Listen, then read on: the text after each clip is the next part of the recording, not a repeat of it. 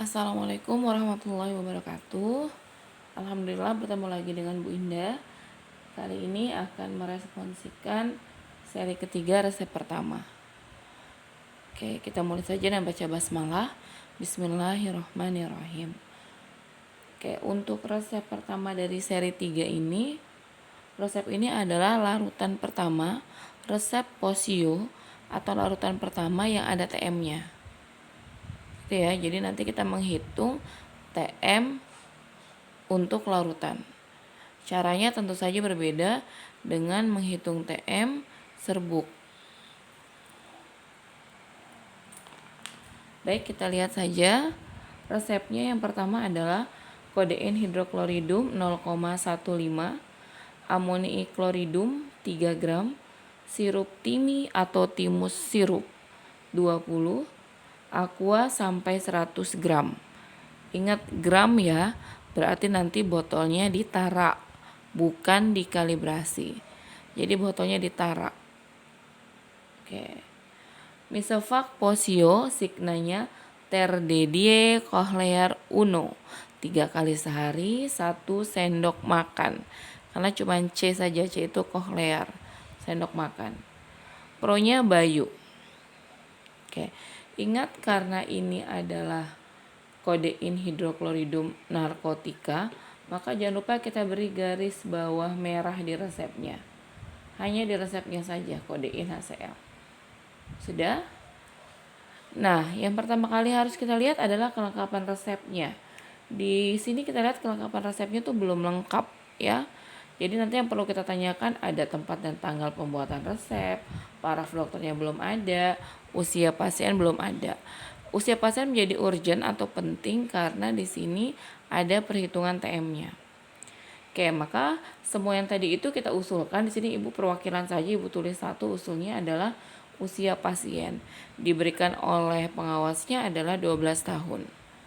Komposisinya tidak ada karena tidak ada yang bentuknya sediaan, semua bentuknya adalah zat aktif ya, atau bentuknya adalah suatu zat, bukan bentuk sediaan.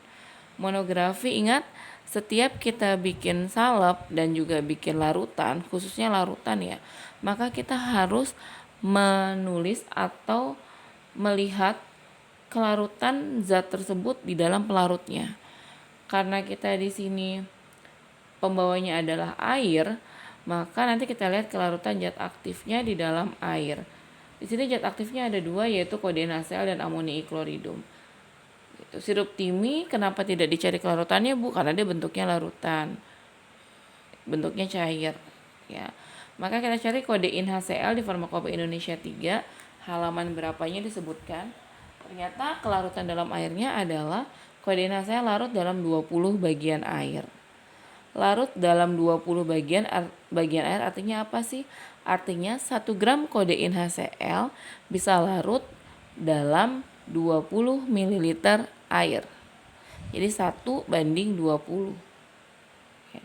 Sedangkan amoniikloridum pada Farmakope Indonesia halaman sekian, kamu nanti cari kelarutannya dalam air, ternyata mudah larut dalam air.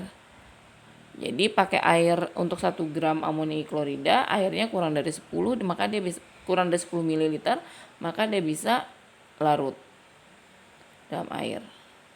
Ya. Jadi bisa kita simpulkan dua-duanya itu dapat larut di dalam air. Jadi tidak perlu penambahan apapun. Nanti cara melarutkannya juga ingat pelajaran kelas 10 dulu. Cara melarutkan di dalam lab ada 2 cara. Bisa pakai beker glass, zat aktifnya taruh di beker glass, tambahin air, lalu diaduk pakai batang pengaduk. Cara yang kedua, bagaimana, masih ingat? Yes, ya benar, di Erlenmeyer. Erlenmeyer itu masukin zat aktifnya, tambahin air secukupnya, lalu dikocok, digoyang atau dikocok pelan sampai larut. Ya, nanti itu cara untuk melarutkan, diingat-ingat. Kalau sudah, kita masuk ke perhitungan. Oke, sebelum masuk ke perhitungan, tolong baca dulu catatan Ibu. Ini catatan Ibu. Ya.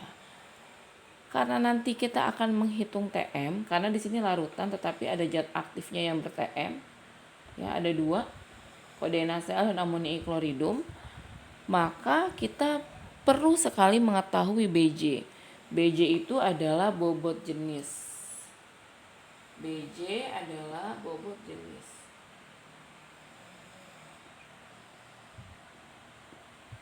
Perlu mengetahui BJ larutan. Kenapa? Karena ada dalam rumus untuk menghitung takaran maksimum.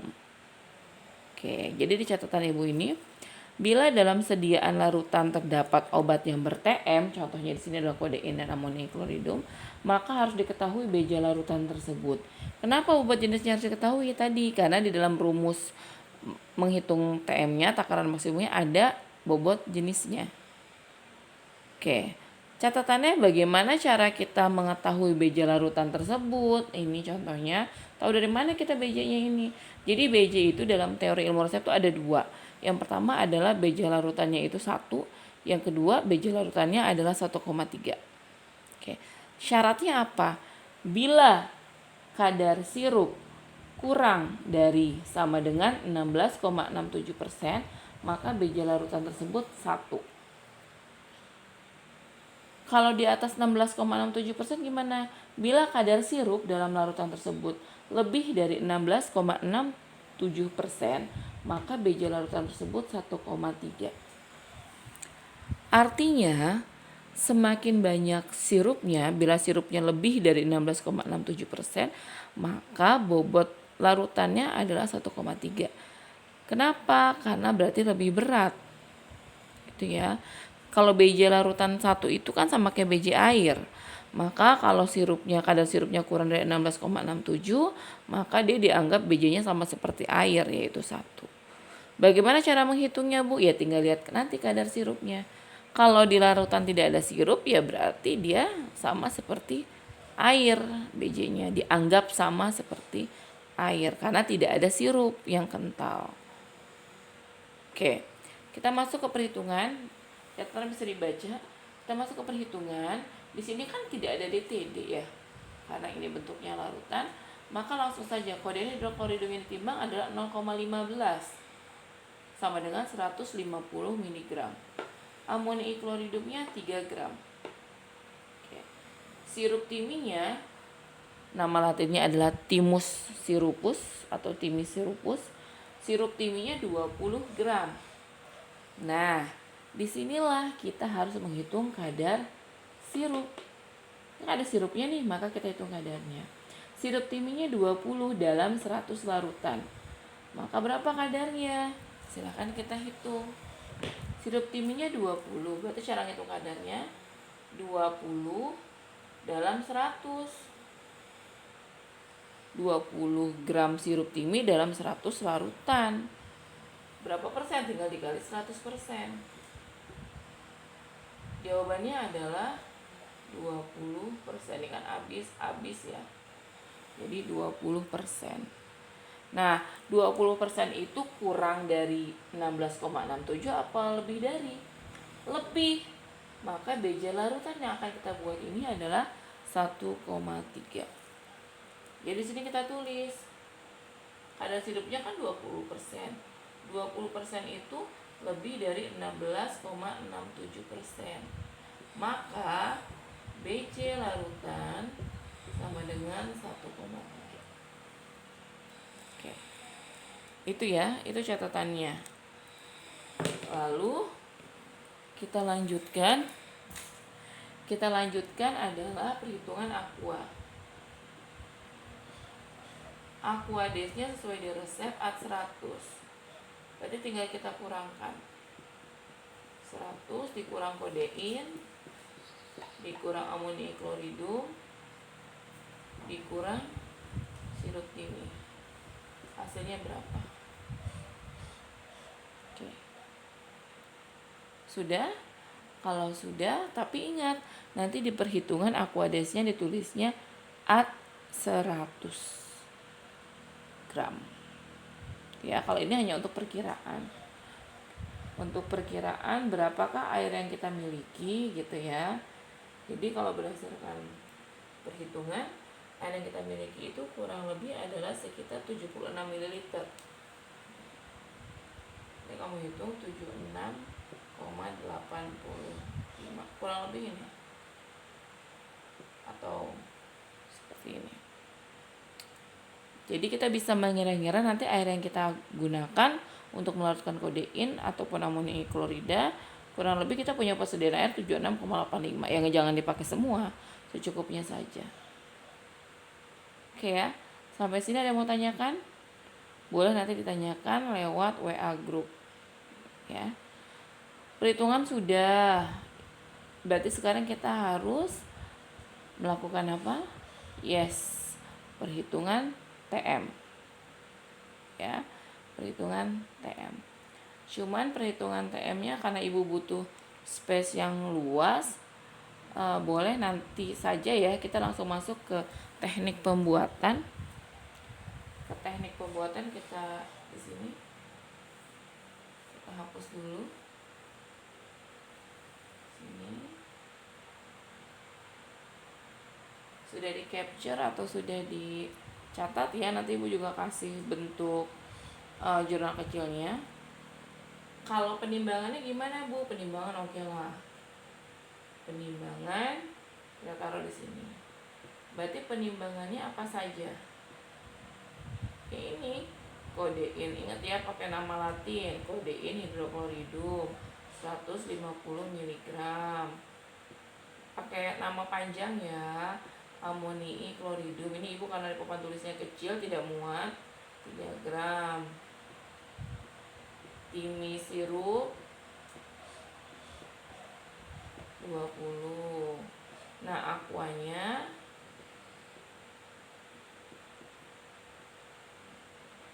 seperti ini di penimbangan. Hasilnya silakan ditulis masing-masing.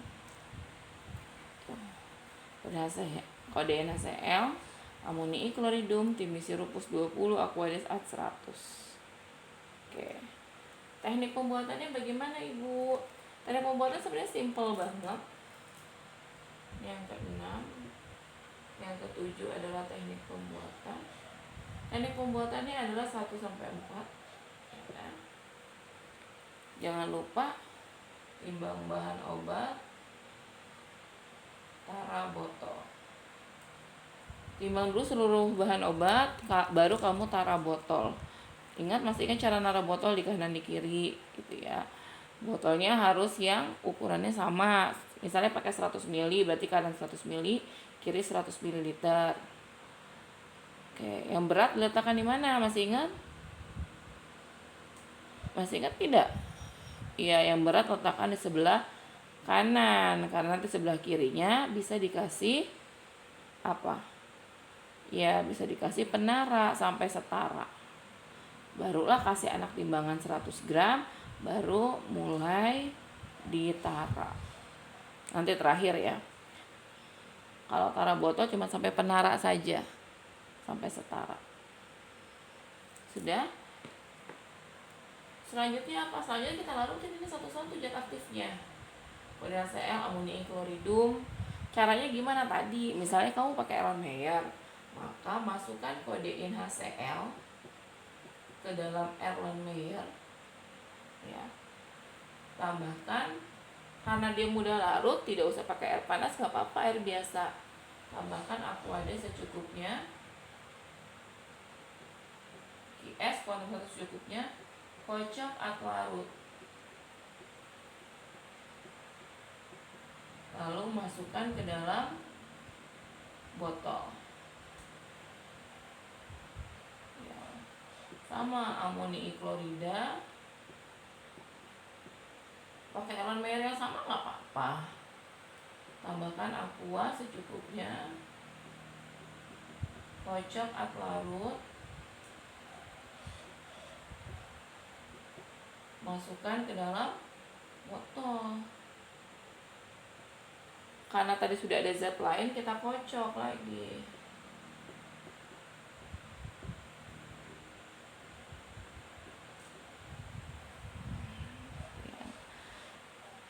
Ini harusnya kita perhitungan TM dulu, karena kalau TM-nya di atas 100% atau di atas 80, di atas 100%, maka harus usul dulu. Gitu ya. Ini kocok ad homogen. Kalau sudah kocok ad homogen, apalagi yang belum dimasukkan apa? Sirup timi. Tambahkan sirup ini, kocok ad homogen. Tambahkan terakhir aquades sampai 100 gram, sampai setara tuh ya. Kalau sudah, kocok ad homogen.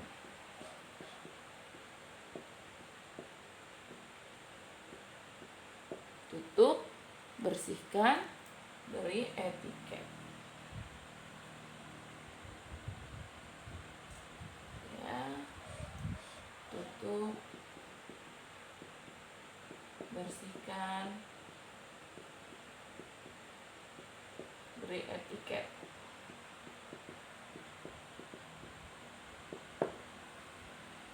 Kayak seperti ini.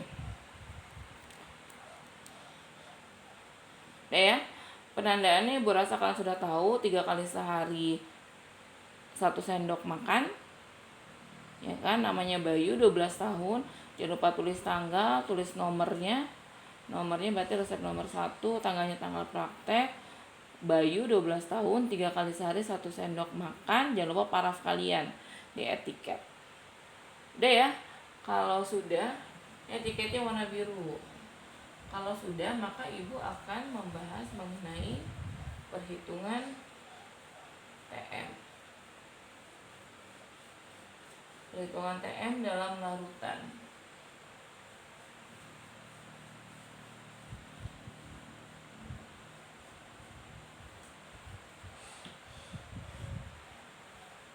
Oke. Jadi silahkan ini kalian capture ya. Terus deh Ibu mau pakai untuk bisa kalian review nanti kan. Ibu akan menjelaskan mengenai perhitungan TM. Nah, perhitungan TM. Jadi sebelum masuk ke perhitungan TM, ada teorinya. Bagaimana cara menghitung dosis pakai dalam larutan. Kalau di kapsul atau kalau di serbuk kan kita gampang ya cari dosis pakainya, udah sekali pakai berarti 1 puyer misalnya, maka ya sesuai dengan resep gitu. Nah kalau larutan tidak seperti itu. Kalau di larutan dia punya rumus dosis pakainya. Jadi rumus dosis pakai 1 kali pakainya itu ya DP 1 kali pakainya sama dengan volume sendok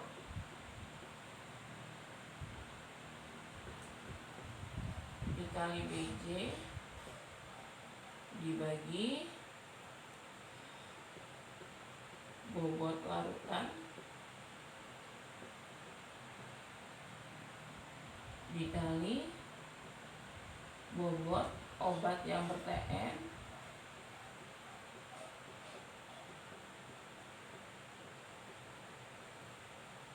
dikali berapa sendok 1 kali minum.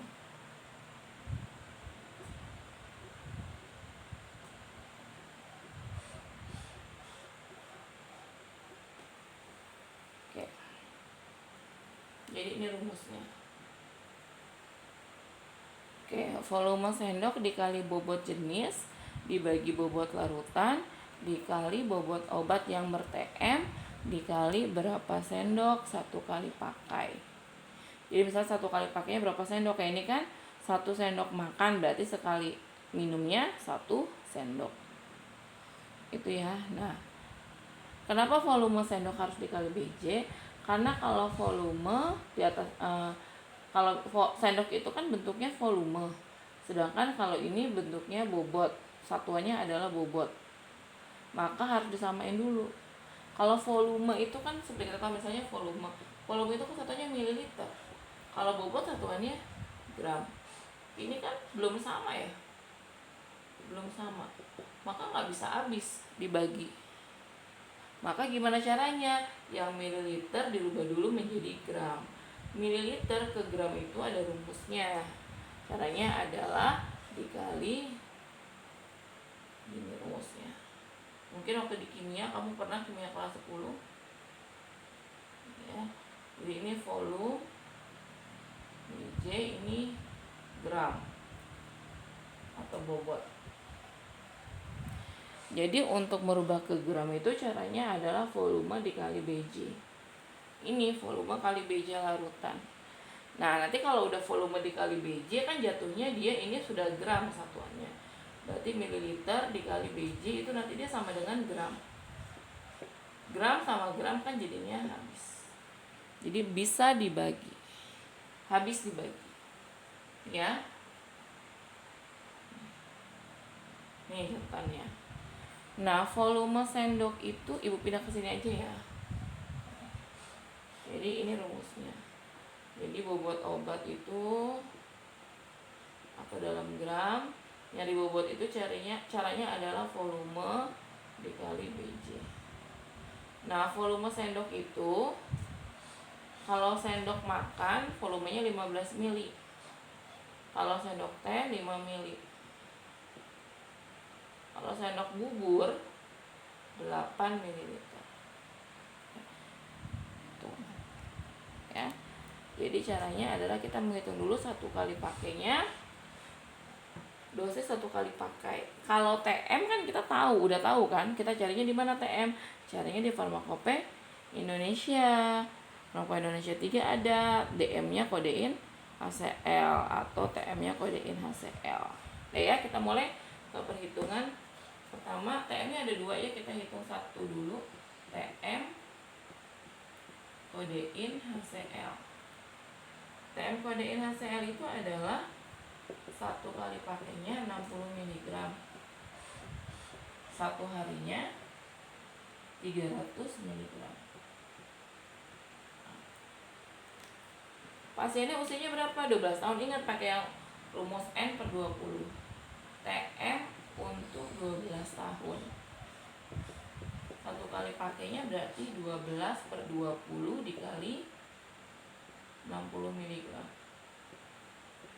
Sama dengan di sini adalah 36 mg. Satu harinya berarti 12 per 20 dikali 300 mg. Sama dengan 180 mg. Nah udah, nggak usah lihat ke yang lain-lain lagi.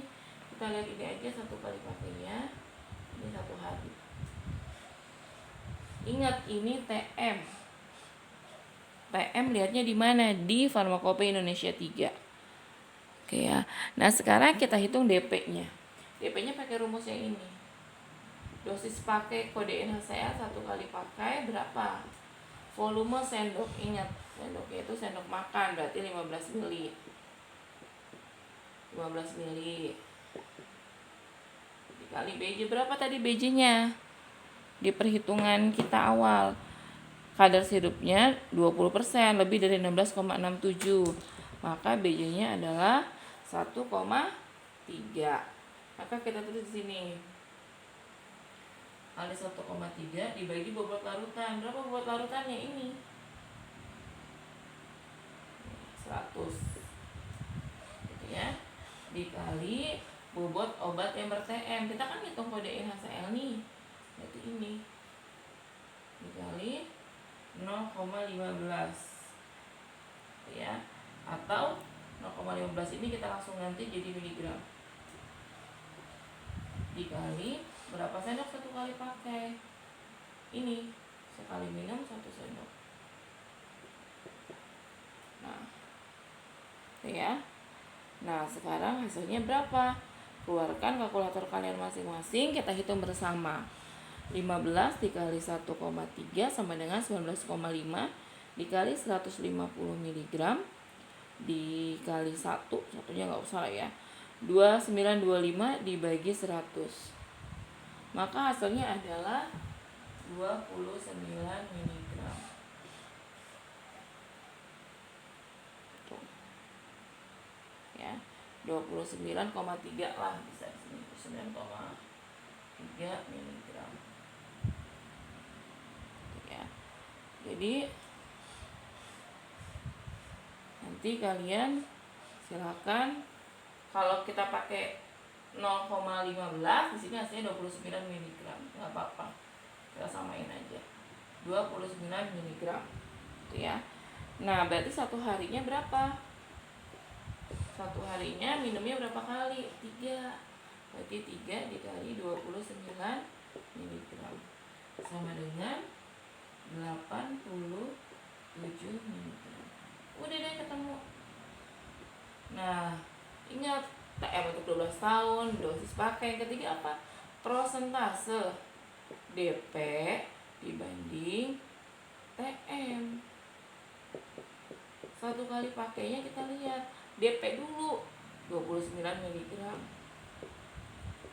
dibagi TM satu harinya, satu kali pakai berapa? 36 mg dikali 100%. Hasilnya adalah 80,55%. Satu harinya lihat 87 mg dibagi 180 mg dikali 100%. Hasilnya adalah 48. Nanti kamu cek lagi ya, lagi kalkulator, 48,33%. Ini. Jadi ada 2 TM, yang pertama kode NaCl, yang kedua adalah amonium kloridum. Nanti sama tuh caranya tuh, amonium kloridum lihat dulu di FI 3 berapa TM-nya.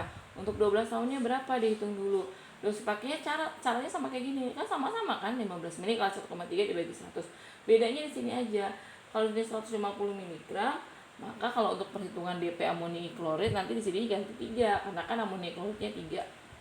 Seperti itu. Begitu ya. Jadi ibu rasa kalian sudah bisa. Begini contohnya.